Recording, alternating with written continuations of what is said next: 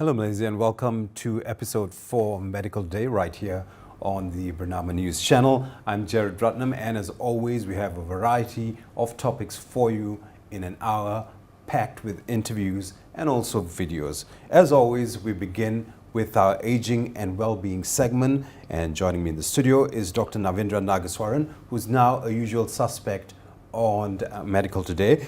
He's the Managing Director of Global Doctors. Joining him is someone, a blast from the past, who's going to make it into the future, Tan Sri Kamal Saleh, the chairman of MYER. He was the executive director back then. He's now the chairman. Tan Sri, welcome, and thank you very much for taking time off to be with us right here on Medical Day. A lot of questions to talk with regards to your life and your career, so much, and there's so much coming in the future. But apparently, I've been given this question. It's pretty odd for me to ask you this question. How old would you like to live up to? And assuming, let's take into essence now that your health is generally good at this point, how old do you want to see yourself grow to?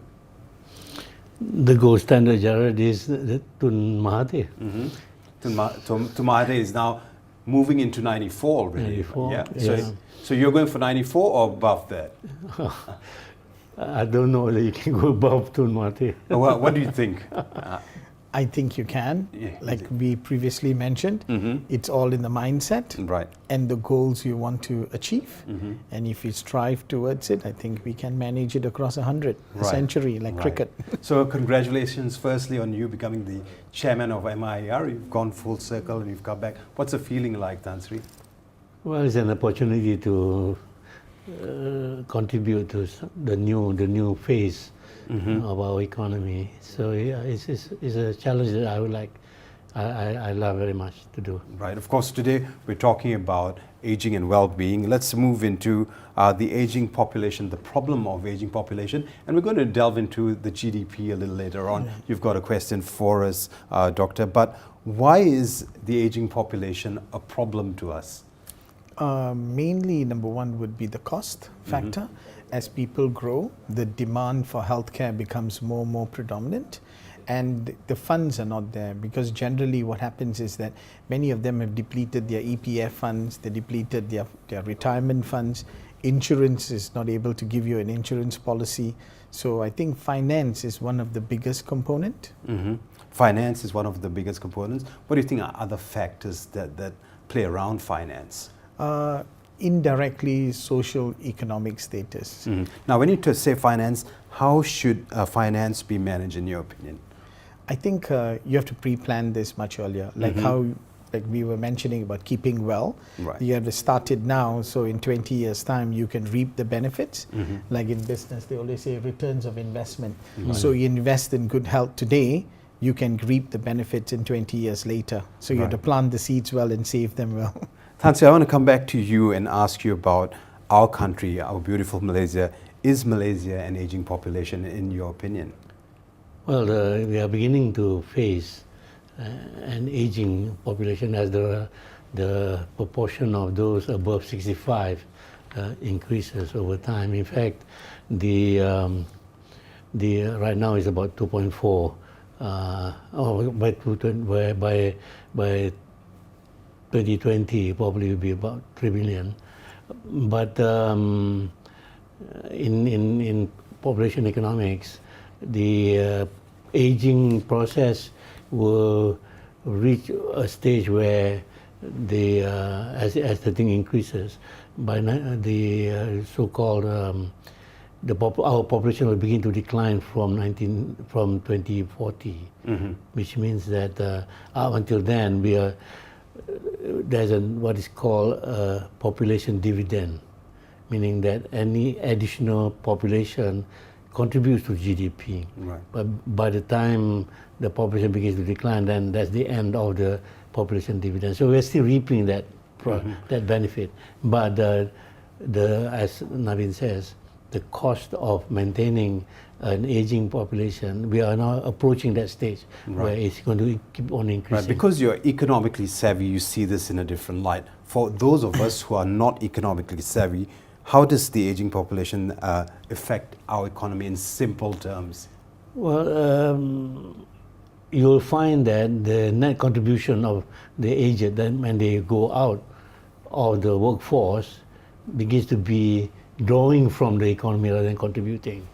So that's why delaying their retirement is an example of how we can improve productivity in contribution.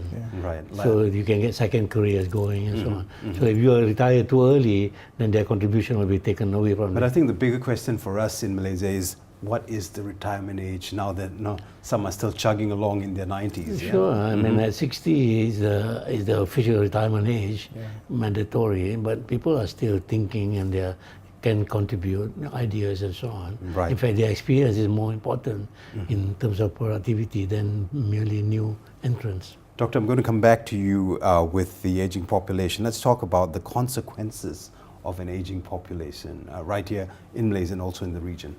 I think the first thing again is the cost.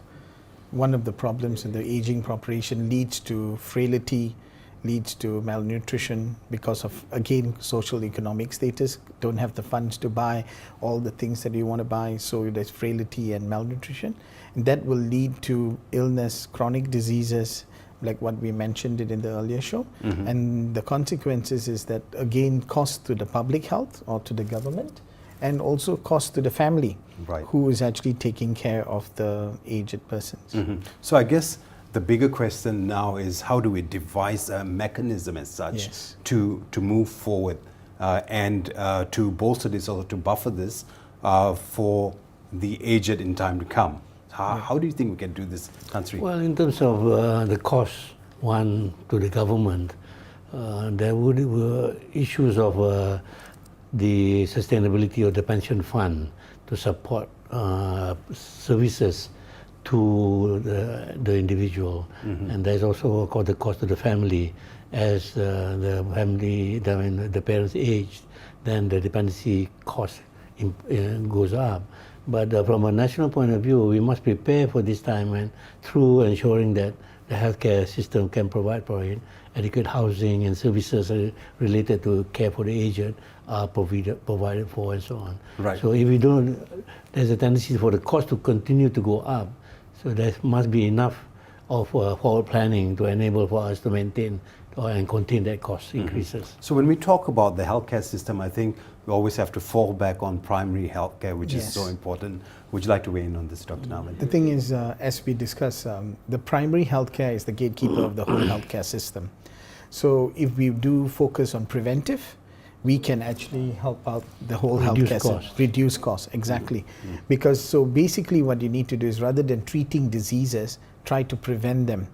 Like what we discussed, keep them healthy. So you need those things that we discussed, the day one, the community, the NGOs, all must come and play a role to keep them healthy, because that will indirectly keep our costs lower. So everyone must be engaged, and you have to keep people engaged at the same time. Yeah. So this is something we need to look into. Now with primary healthcare, still with you, Dr. Narvin, with primary healthcare, you need to be well trained, as opposed to what the psyche is. Primary healthcare is just basic doctoring. Correct. But there's a lot more to be done with primary healthcare. What can be done at this point? I think you should allow training, the training itself. You should look at the perspective of preventive health and primary care. Primary care, rather than just treating chronic diseases like the NCDs that we talk about, but you can prevent it much earlier. Like, just take diabetes. If you spend more time with your patient and try to see them more frequently, you can actually pull some of the medicines down, you can reduce it. But if you just do something called as continue the same, which is much easier to do, eventually what will happen is the cost will impact to the government and to the private. Right, that's why I want to quickly come back to you and look at the economic impact. Anything else you can give us with regards to the medical well-being of the nation and the economy, things we need to know as Malaysians at this point? Well, in terms of performance in developing or more developed countries, there is a tendency for the cost of healthcare to rise. And at the moment it's about 4%, as far as Malaysia is concerned, 4% or just under 4% of GDP is on health expenditure. And there's also a lot of so-called out-of-pocket expenditure, which is about 38%, which is very high. in developed countries, I mean, all of this should be taken care of through either the state or through private health insurance. And we are looking at a situation where the country is now facing the need to reform our healthcare system so as to shift away from hospital-based towards more primary-based. And that's one way to lower the cost to the government and create greater access to healthcare, quality healthcare. Right. And in that context, then this shift towards primary care becomes moot in the sense that we need to have trained personnel. At the moment, we have about, for instance, about 900 public and private sector family medicine specialists, for instance. Right. We need about 20,000. So there's more personnel to be trained. Even down in the health team, the nurses and the GPs and so on have to also be accredited so that they can then handle this shift towards primary care. Right. We've got about 60 seconds left. Dr. Navin, I've got a question for you. According to a new retirement index from internationalliving.com, Malaysia is an ideal retirement destination in Asia. This was in 2018. What are your thoughts on this? Malaysia is now currently number 2 after Costa Rica. The simple reason is cost again. People who retire in the UK and the US, if they look at the money they have and they do the exchange, stay in Malaysia, especially Langkawi is a fantastic place. We got high humidity, you got good air, you got clean beaches, and then you have the cost. Food is much cheaper, so whatever money you took for your retirement, you can live here. So Costa Rica, Malaysia, and then Portugal, Italy, Spain for those in the Europe who will actually enjoy it. Even South America. Right. It's one of the ideal spots. Fantastic. Tan Sri, it's a value for money destination. Value for money destination. There's no doubt about it. On that note, I'll have to leave you gentlemen. Thank you very much for taking time off your busy schedules to join us right here on Medical Day. We just spoke to Dr. Navin and also Tan Sri Kamal, who was right here on Medical Day joining us to weigh in on aging and well-being. Stay with us. We're going to come back after a short break with another fantastic interview right here on Medical Today.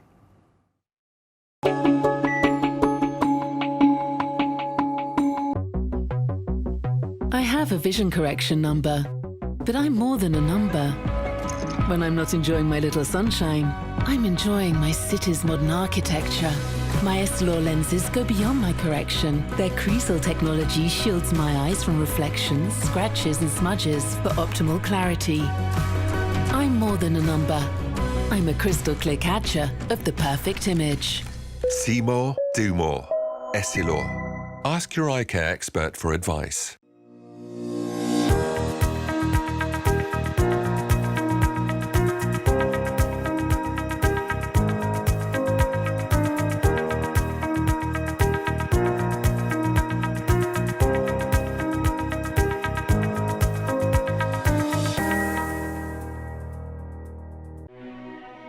I have a vision correction number, but I'm more than a number. When I'm not sharing ideas with my colleagues, I'm defending my kingdom on the back of a dragon. My Eyezen lenses go beyond my correction. They keep my eyes relaxed to stay focused and protect me from harmful blue light.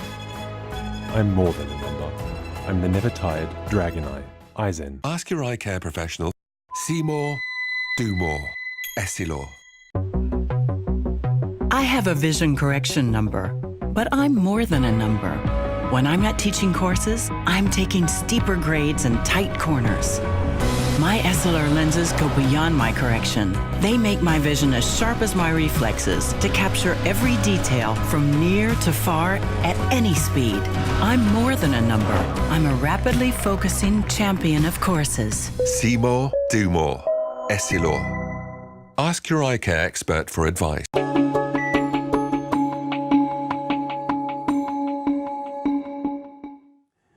Hello and welcome back to Medical Today, episode 4. Jared Ratnam with you. Now we're going to be talking about treating presbyopia through the eyes of the lens. That's our topic for today. And joining me in the studio is Mr. Won Pak Seong. He's the president of the Association of Malaysian Optometrists. He's also a trained optometrist, a little something we need to look at in this country, training optometrists and having a medical examination for trained optometrists. Thank you very much for taking time off to be with us. I'm very good at digressing, so we're going to get straight into the questions because we have so very little time to talk about what we want to talk about today. Presbyopia is a condition associated with the aging of the eye that apparently results in progressive worsening ability to focus. Now, what would happen if someone fails to recognize the symptoms or get treated? Okay. Basically, we know that the presbyopia is caused by the as we age, the lens. You think of our eyes as like cameras.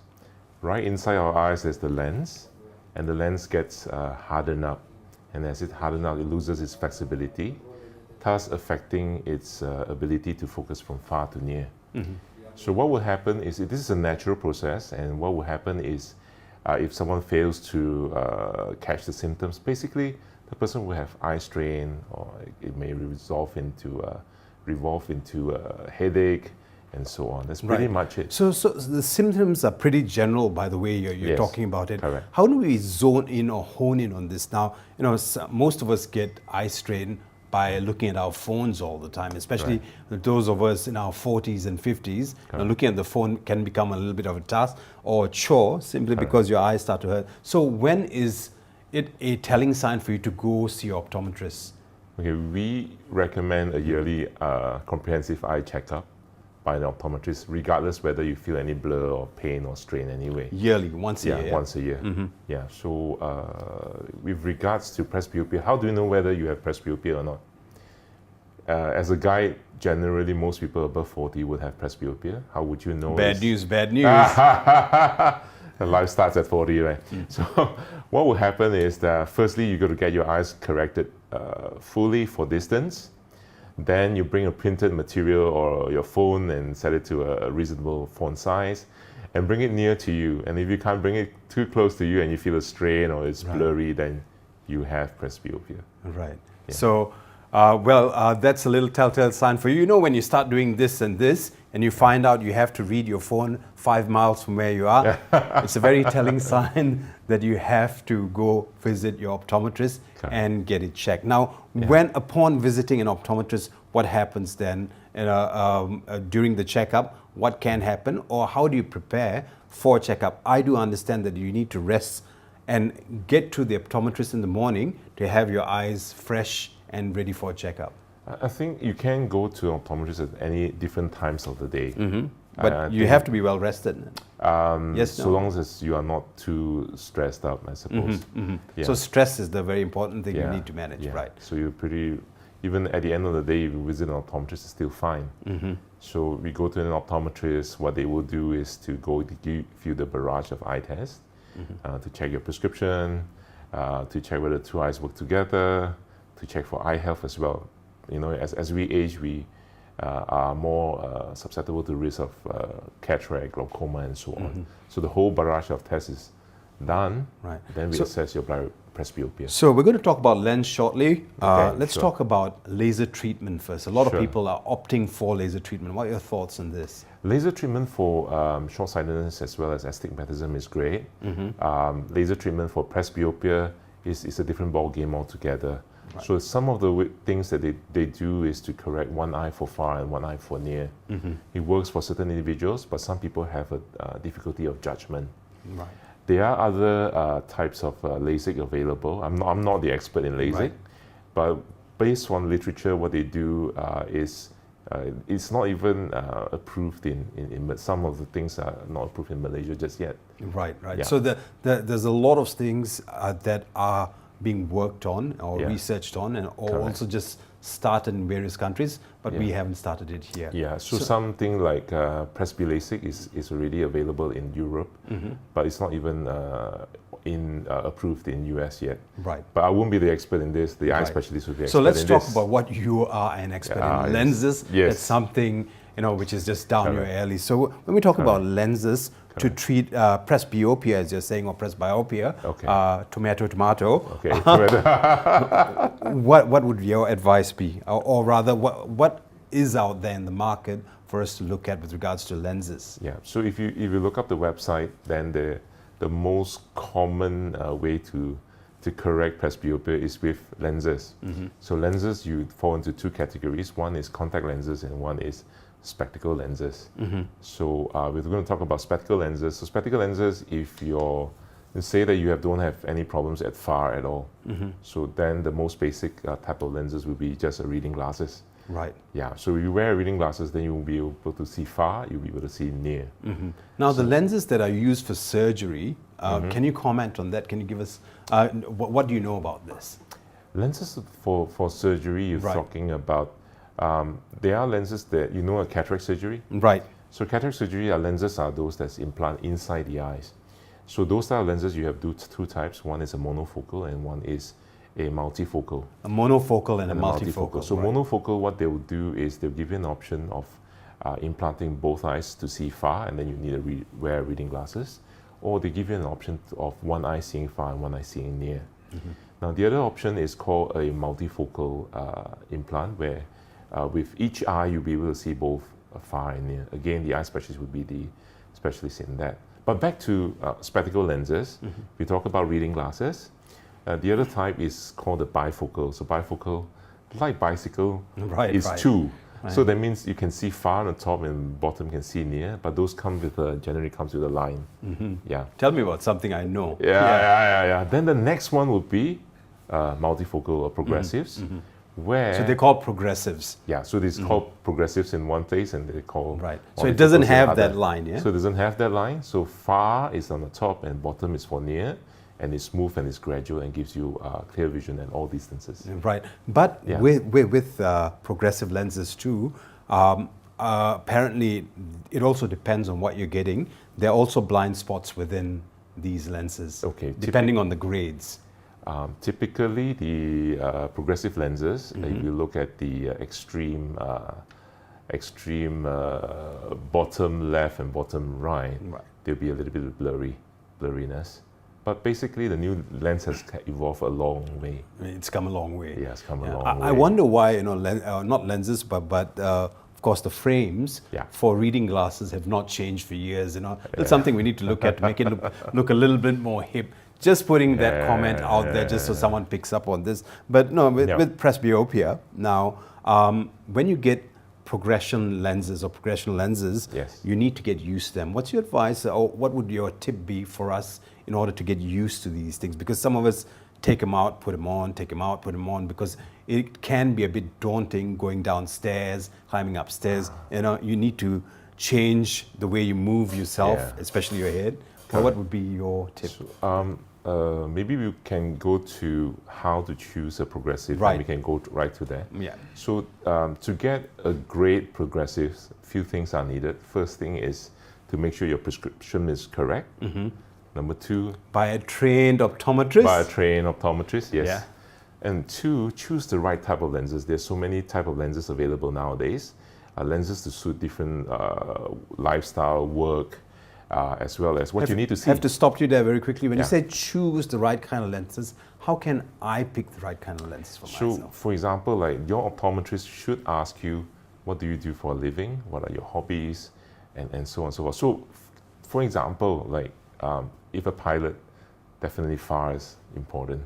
For an accountant, near is important. And then you have different jobs and different distances, so that people can, so the optometrist will be able to guide you on what type of lens is available and which one will be good for you. So, I mean, in a nutshell, it depends on your lifestyle, and you have to give your optometrist exact information for him or her to be able to make that call as to what's available out there for you. So to make it easy, it's like cars. So whether you go off-road or you're going to drive it, where you're going to drive it, you're going to drive speed, you have family, and so on and so forth. So based on all these options, you'll be able to narrow down that one that is good for you. Right. So having said that, so one is a prescription. Second thing, get the right lens. Third is to make sure that it is fitted properly. That means where your position of your eye on the lenses, how high it is from the bottom of the lens, how far away, how tilt, how curve, all these parameters taken to customize your lenses. Then finally, the optometrist will need to teach you how to use those lenses. Right. So basically, when you go down the stairs, you got to probably tilt down a little bit more. And when you look at things on the corner, on the side, you probably have to face. But basically, face your reading material, face what you need to see, and so on. So if there's a pretty girl at the corner, you have to turn to see the You pretty have girl. to. Yeah. You must. You can't look at the corner anymore. Yeah. But before I let you go, your message to Malaysia with regards to optometry or how it's changing or evolving very quickly around the world and also in Malaysia. Right. So optometry has changed so much. We have better machines, better tinoxing machines, better measurement machines, and so on. And likewise, lens has evolved so much. Do you know that there are now custom lenses available? So custom lens, multifocal lenses that suits your lifestyle. The questionnaire is given to you. You'll be able to customize everything. Right. Yeah. With that, Woon, we'd like to thank you for taking time off to be with us. We just spoke to Woon Pak Seong, the president of the Association of Malaysian Optometrists, right here on Medical Today. We're going to take a short break and come back with more. Stay with us right here on today's edition of Medical Today. I'm Jared Ratnam. Thank you very much, Woon. Most welcome. Stay with us.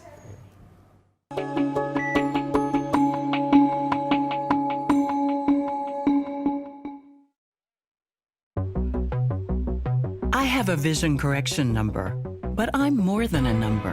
When I'm not teaching courses, I'm taking steeper grades and tight corners. My SLR lenses go beyond my correction. They make my vision as sharp as my reflexes to capture every detail from near to far at any speed. I'm more than a number. I'm a rapidly focusing champion of courses. See more, do more. Essilor. Ask your eye care expert for advice.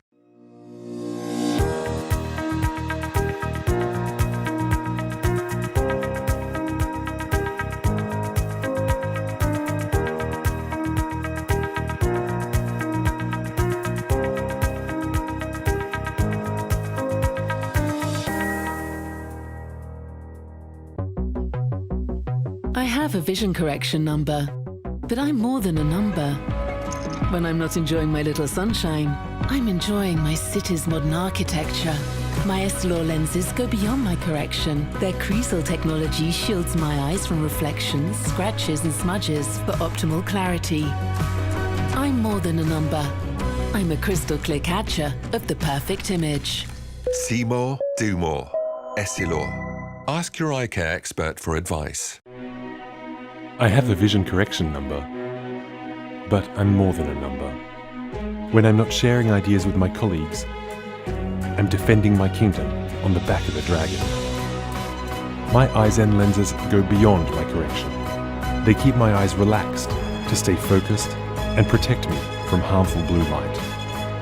I'm more than a number. I'm the never tired dragon eye. Eyezen. Ask your eye care professional. See more, do more. Essilor. Hello and welcome back to Medical Today with me, Jared Ratnam. I hope you enjoyed those two interviews we had for you earlier on. In this next segment, we look at bariatric surgery, weight management, and obesity options. We did speak to Dr. Lim Hui Chian, consultant/general surgeon for upper GI from Regency Specialist Hospital. We also had Ivy Gan, who's a dietitian from the Regency Specialist Hospital. Our host, Nurata Amin, spoke to them.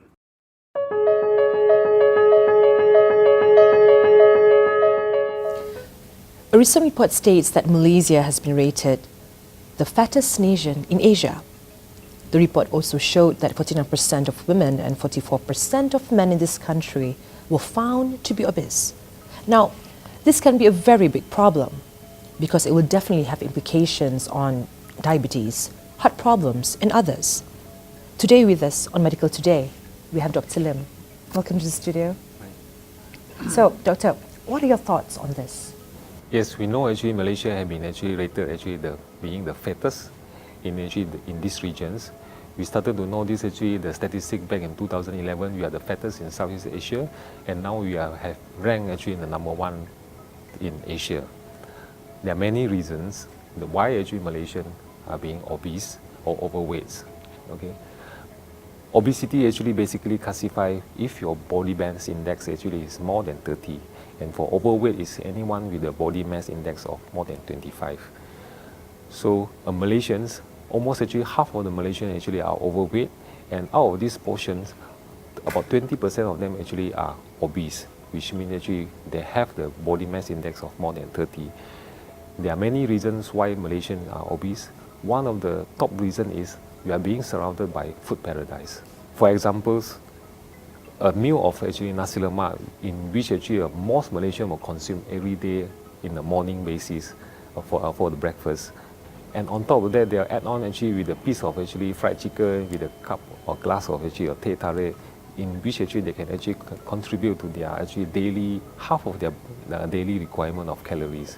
If this carries on for the lunch, for the dinner, definitely actually they have actually more excess actually of actually energy in their body, and this leads to actually obesity or overweight. On top of that, being a Malaysian, we are actually having a sedentary lifestyle. We actually drive to doorstep, you hardly walk around, you hardly actually jog around or actually cycle around. So these are the two main actually reasons actually why Malaysia actually being an obese nation. Right. So doctor, how would you advise Malaysians on weight management? As you know, actually overweight or obesity actually carries a lot of risks to those actually being actually obese.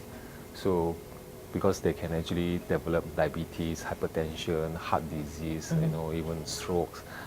So I would strongly advise any Malaysians, okay, who are being obese or overweight, they do have to take care of their diets. Okay, they do have to start doing exercise, because this is actually how to burn off the excess actually calories in the body, to burn off actually excess fat in the body, taking care of what actually they choose to eat. That will actually control the amount of actually calorie they take every day. Those who actually fail to do this actually themselves, probably they need to seek actually medical advice on actually how to actually further manage their weight issues. Weight issue can be actually a very complex problem. To a certain group of people, this might be actually a small issue because it doesn't actually cause them to have any medical complications. For example, I know they don't have actually any joint pain or back pain. But to certain people who are just overweight, they might already started experience actually back pain, joint pain, in which actually it has to be individualized to everyone. Right. So are there other alternatives to lose weight? Yes, definitely there are many alternatives on how to lose weight besides actually taking care of diets and exercise. There are actually products, for example, like medications, which actually can help people to lose weight. Okay, they can join actually some programs in which there is a coach to lead them how to actually lose their weight. Okay, if all those things fails, surgery is actually an option, which is a bariatric surgery. Oh, okay. So how is bariatric surgery performed, and what are the pertinent removals from the body? Okay, bariatric surgery is not like cosmetic surgery in which actually they do liposuction to reduce the amount of fat from the body. In this surgery, what we do is to reduce the size of the stomach or to do actually alteration in the gastrointestinal tract, so that actually the amount of actually food intake actually has been reduced, and also there will be hormonal changes in the body.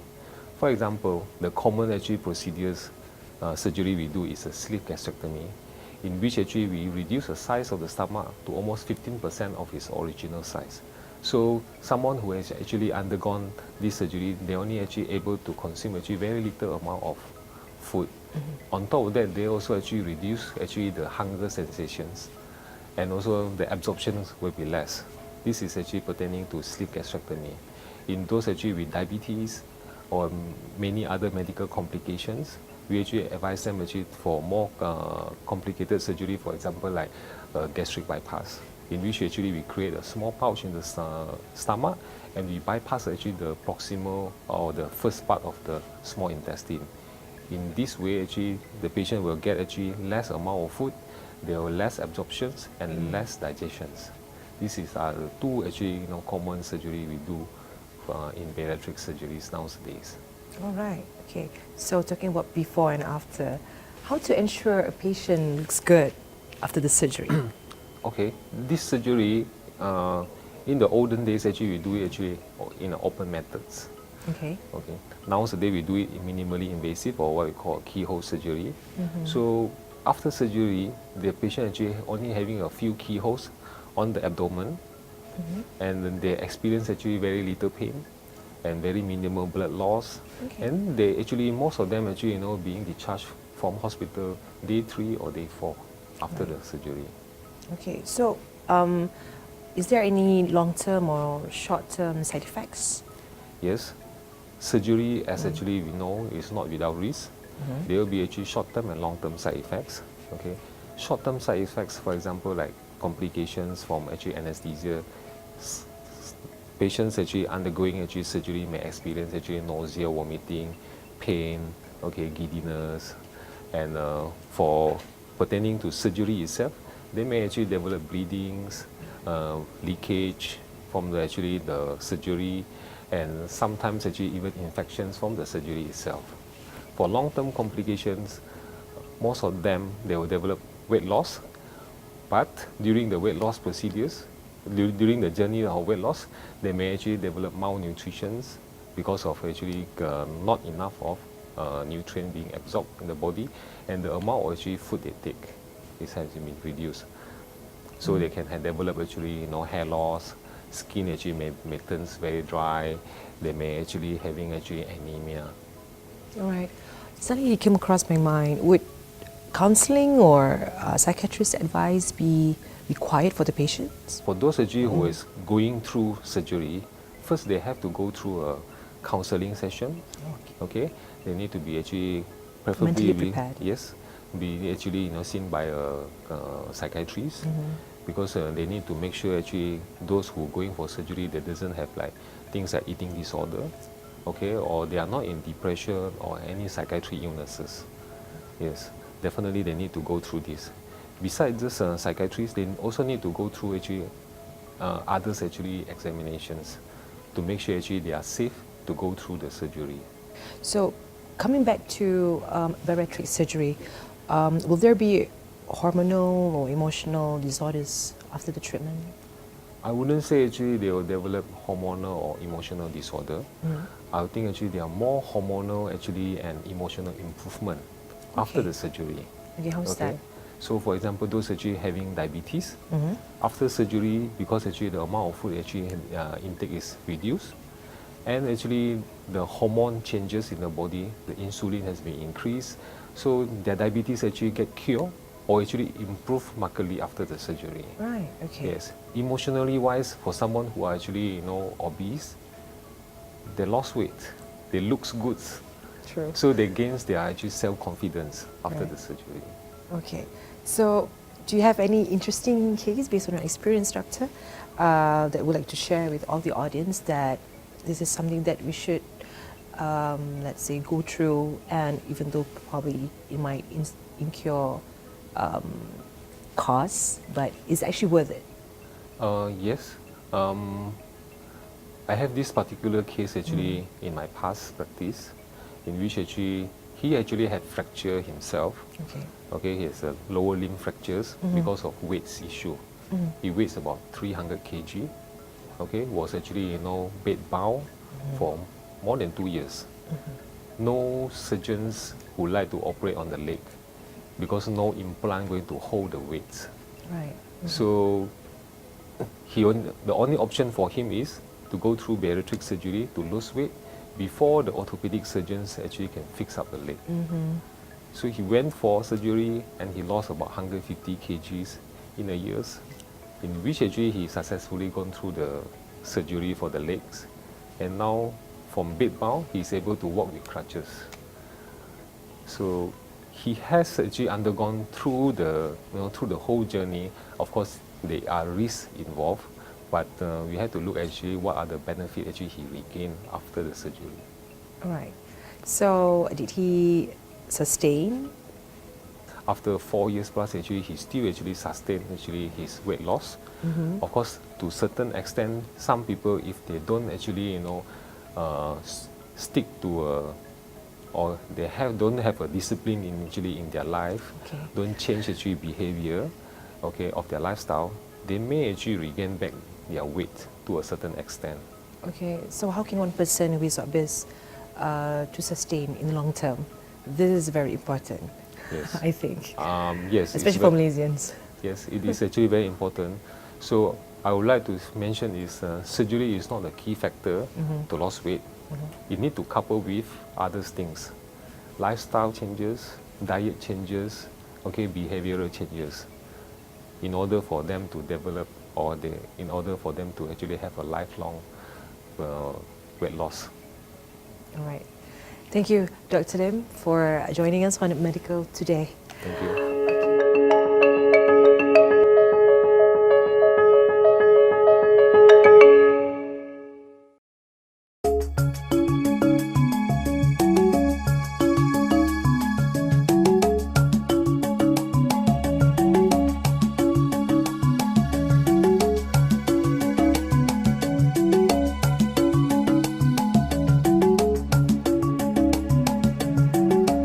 For the patients who will be undergoing bariatric surgery, at least 2 times of visits with the dietitian and a minimum of 3 times after surgery.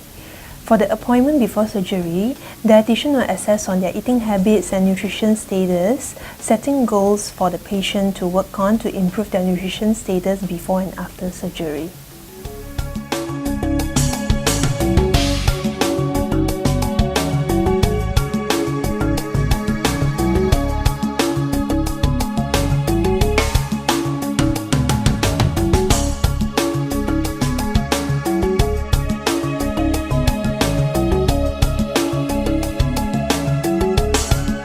Yes, patients need to go on a diet before surgery, as most bariatric surgeons will put their patients on a lower calorie diet before surgery, as this will help to shrink the liver size and reduce the fat in the abdomen, which then helps the procedure to be safer.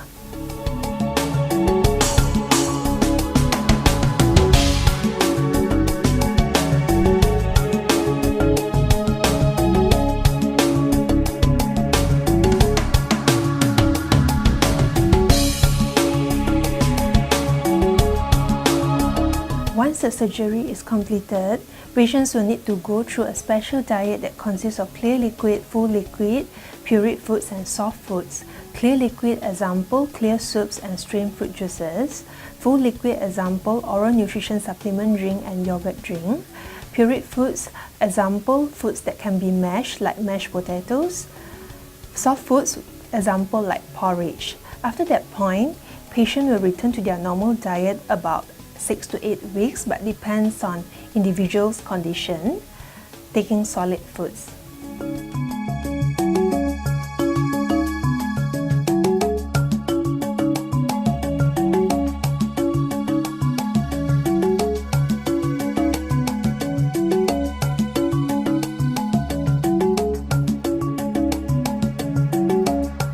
There are a variety of problems that patients may experience after surgery.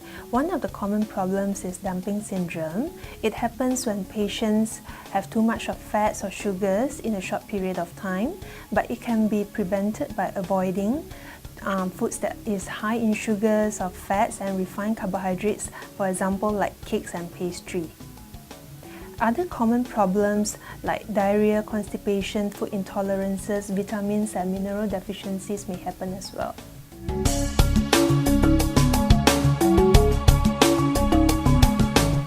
When my patients having problems after surgery, we do encourage them to come back to see us. This is very important as we could analyze what they are eating and give them some guidelines to make the diet plan more effective.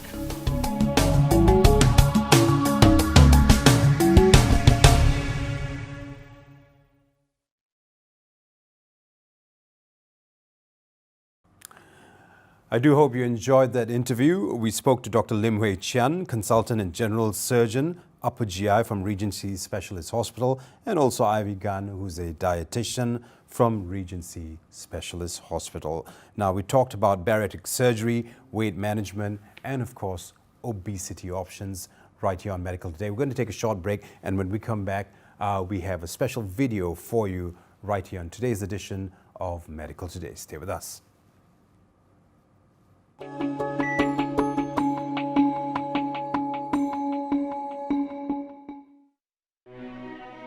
I have a vision correction number, but I'm more than a number. When I'm not sharing ideas with my colleagues, I'm defending my kingdom on the back of a dragon. My Eyezen lenses go beyond my correction. They keep my eyes relaxed to stay focused and protect me from harmful blue light. I'm more than a number. I'm the never-tired Dragon Eye, Eyezen. Ask your eye care professional. See more, do more. Essilor.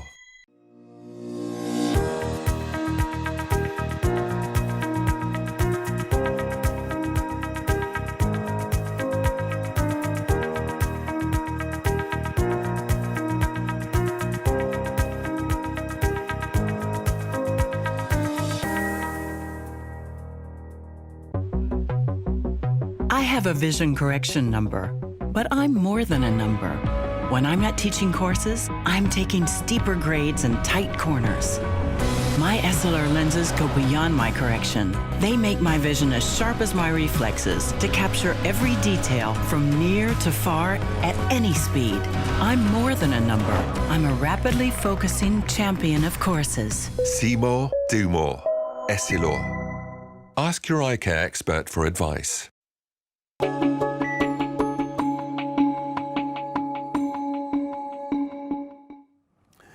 Hello and welcome back to the final segment of Medical Today. I certainly do hope you enjoyed the video on bariatric surgery. Now, before we let you go, we have a very interesting video for you. Here's a question for you. Do you know CPR?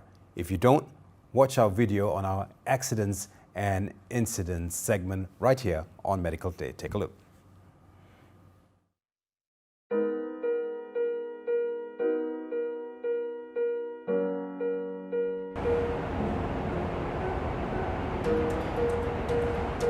Hello, are you okay? Hello, are you okay? Sir, call ambulance 995 and get me an AED. Yes, sir. Okay.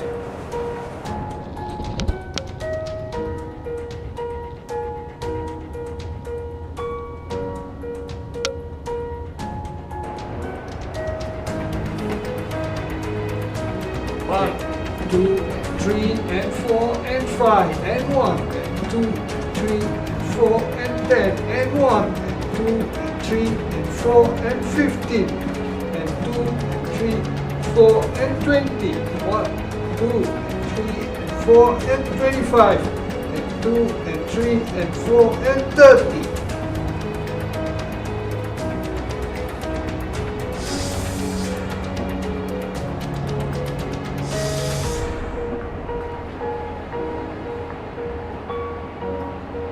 One, two, three, four, and 5. 1, 2, 3, and 4, and 10. 1, 2, 3, and 4, and 15. And 2, 3, and 4, and 20. And 2, 3, and 4, and 25. 2, and 3, and 4, and 30.